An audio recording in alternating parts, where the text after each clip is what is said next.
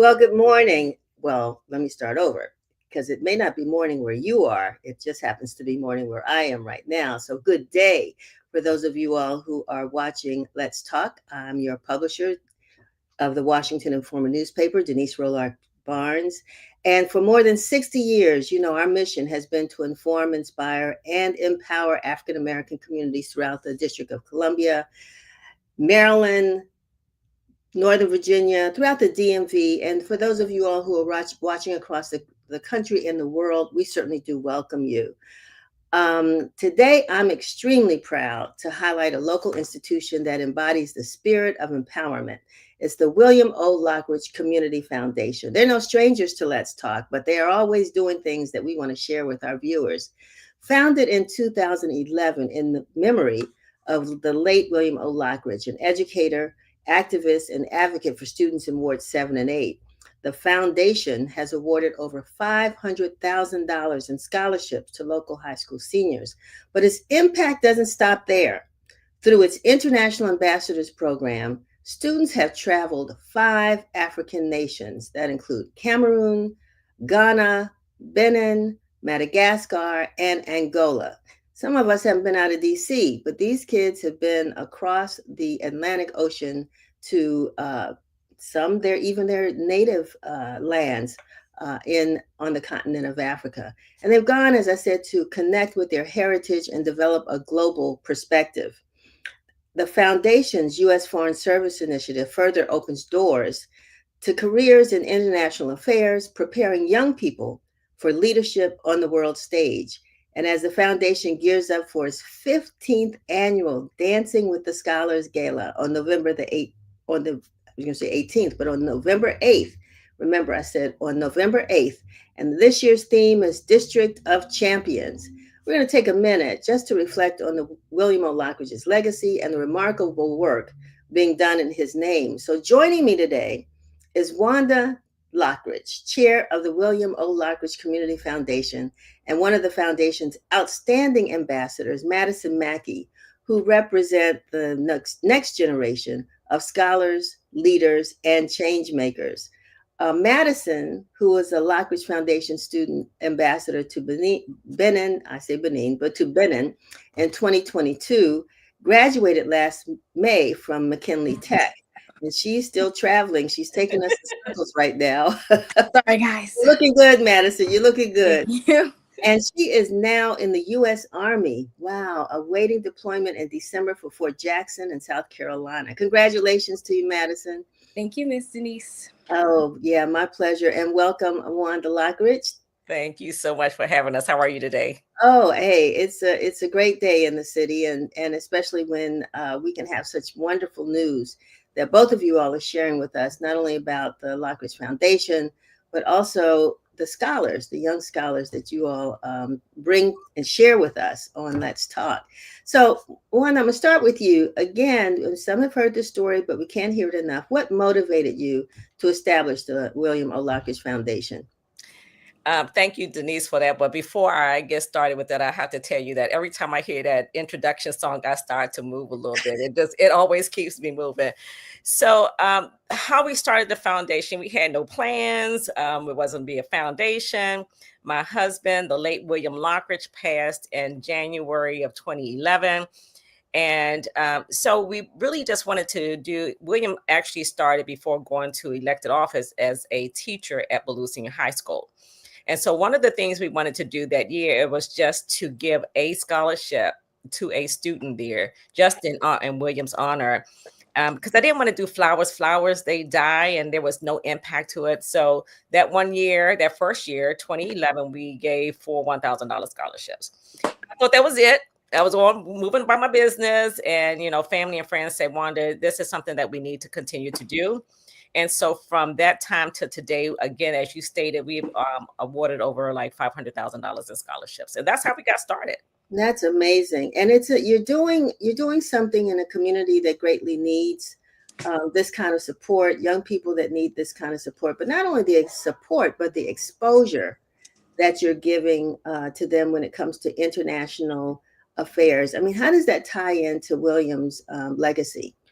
That's a really good question. So exposure is everything. And so some of the things that we learn when we go to the continent, you don't learn in school. And William was he was an advocate for education, period.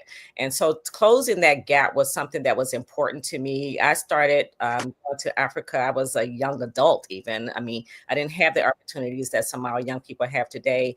And I fell in love with the continent. And I came back with a passion that it's important for our young people to see Africa from their own lens.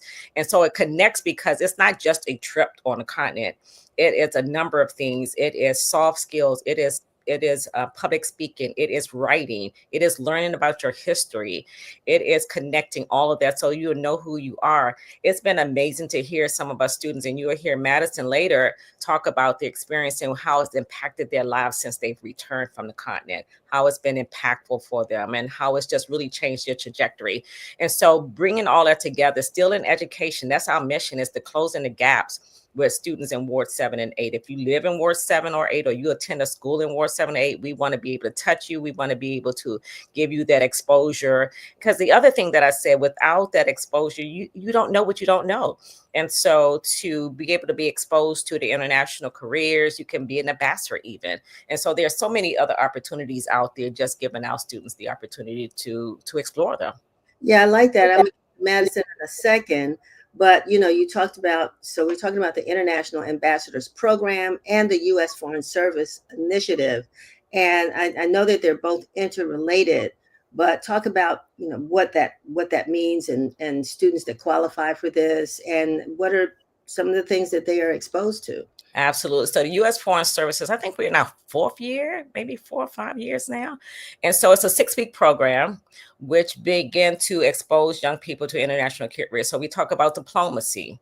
We talk about Africa travel tourism, what the culture looks like. We talk about international trade, the environment, and all of those things. And even though you may want to invest in that, you can do that anywhere. You can do that on the continent. You can do it international. So we're able to expose them to those type of careers. We have speakers from the White House. We have speakers from the State Department and so in another administration. So we'll stop there. But yeah, they expose, and then it's a networking piece because they can also begin to reach out to these individuals who've spoken to them that's from the State Department, from aid, from the White House, and to talk about those careers. And what happens from that 6-week program, the students who are engaged, who that's really have an interest in Africa, they then have an opportunity to go into the International Ambassadors Program. And so it's an interview process. Depending on fundraisers, that we determine the number of students that we're able to take every year.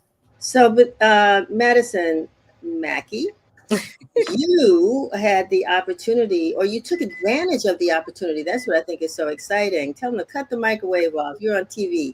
But at any rate, I'm just messing with whomever in the background. But you took advantage of this opportunity, and you went with the program to Benin. Yes.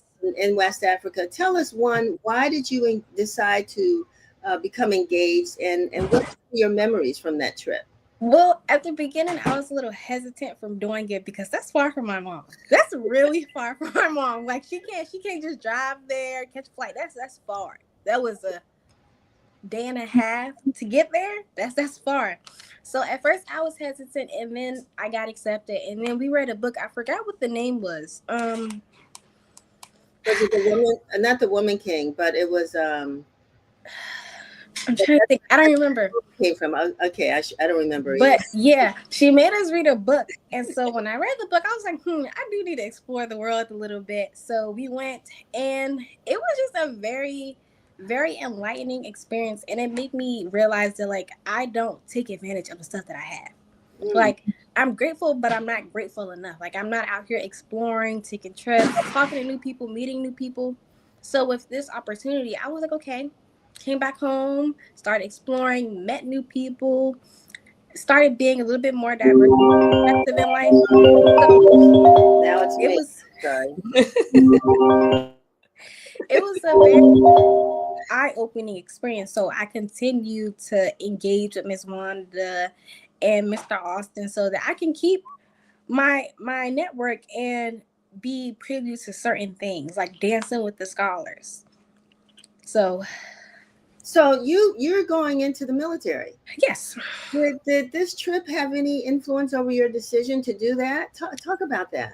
So, well, I had two reasons why I did it. Right now, I'm not 100%. I'm kind of sure what I want to do, but I'm not 100% positive. So I knew going this route, I would have some type of career in or outside of it. And also free travel. Free travel. Uh, So, and where did you graduate? What school? McKinley Tech. McKinley Tech. Okay, all right. And some of your McKinley classmates have gone I with you as think, well. You want to shout out some? no, I don't think they went with me. I know Logan and Amber were Madagascar. I know not his name isn't Antonio, but I forgot the other kids from this summer's name. But I know Amber and Logan went. If you were to tell other students why it's important to participate in this program, what would you tell them? What would you stress? What I told Logan and Amber is this is an experience that you need. You need to see different things in the world. You will never get another experience for an all paid trip. You really won't. It's not. They don't come as often as we think they do. So this is your time to take advantage of it and get the experience and meet new people and start making connections, because connections are everything nowadays. Last question about that, though. Also, if I'm not mistaken, Benin is a French-speaking country. Yes. How did you manage to communicate, particularly with some of the young people there? That was a little hard. That was really hard. I didn't do my Duolingo like we were supposed to. So me and one of the other students that went with me, Amir, we were friends with some of the students from Benin. Miss Wanda made sure that there were, I think it was 6 other kids that were from there.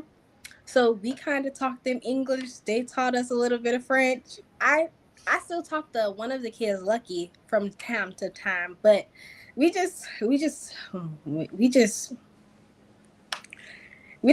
we talked, but it was a little difficult. Like, we understood, but we didn't understand. Right. No, that's wonderful. Wanda, I mean, in order to do this, of course, you have to fundraise. It's not like, you're sitting like some other folks on multi-millions of dollars to support this program. You need the support of the community. So this event, your annual Dancing with the Scholars, tell us about how that evolved and what folks can look for this year. Yeah. So this year, it's so hard to believe that we're doing this for the 15th time. November 8th, we are 15 years old doing this, and I'm pretty excited about the lineup that we have this year.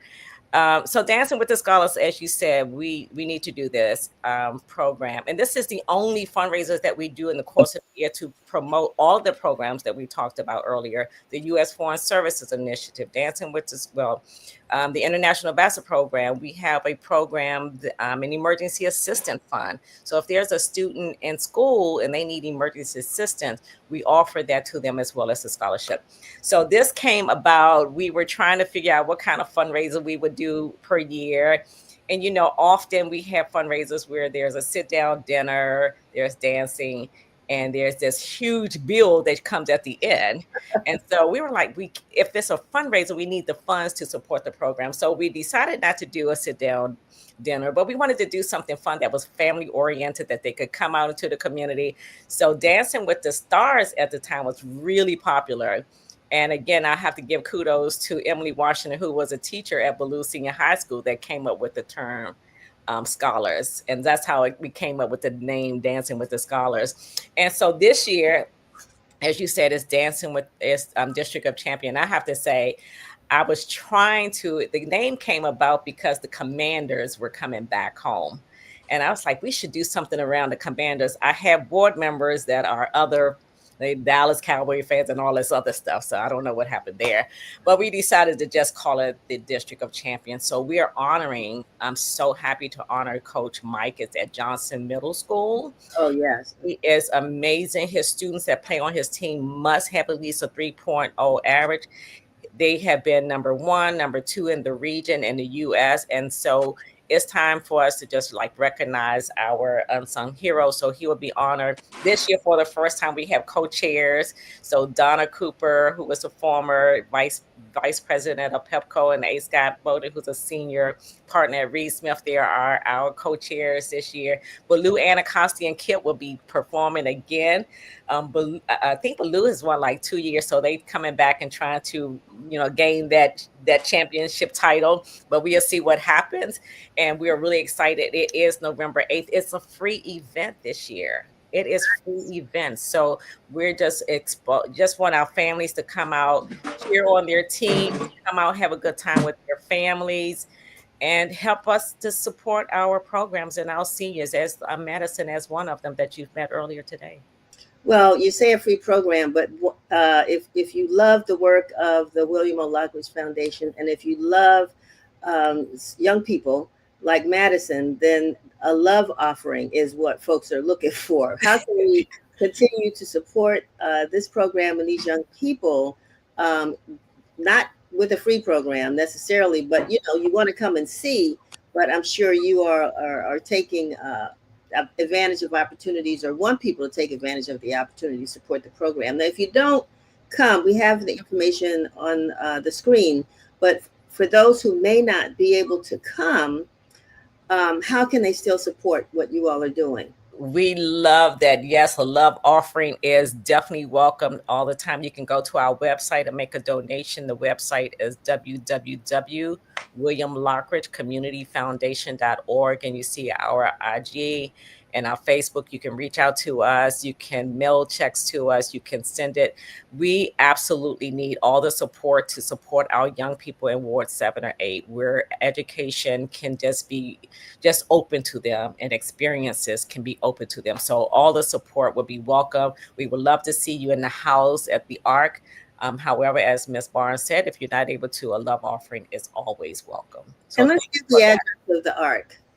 The Ark is 1901 Mississippi Avenue in Southeast Washington, D.C., 20032. We would love to have you there. You can also register for tickets at, I don't know if we have it here on the screen, but I can tell you can also go to the website that I mentioned, and you can register there. But you can also go to tinyurl.com/DWTSX5 for Dancing with the Scholars 15.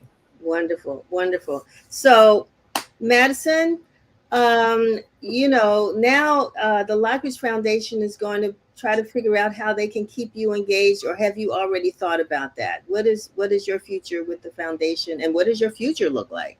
My future with the foundation, it stands as it is. Whenever Miss Lockridge calls, I come. I'm never going to tell her no, but my future, it looks bright. It just looks bright right now. That's amazing. I'm so happy to hear that. Thank you. Fantastic. Madison, I have to tell you that I'm super proud of you and all that you're doing, and the growth that I see every single day. Thank you. Yeah.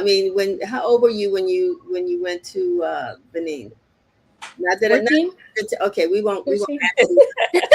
The point now where we don't ask, their ages, but you are now in the U.S. military, so you're old enough to do that, and you're about to be, what is the word? You're moving, shipped away or something. Where are you going? I'm going to Fort Jackson. That's located in South Carolina. I forgot which part. Okay, and do you have a job? I don't know military talk that well, but not yet. I'm still trying to figure out which one I'm going to pick. Okay, all right. Well, me, I'm going to plug communications. You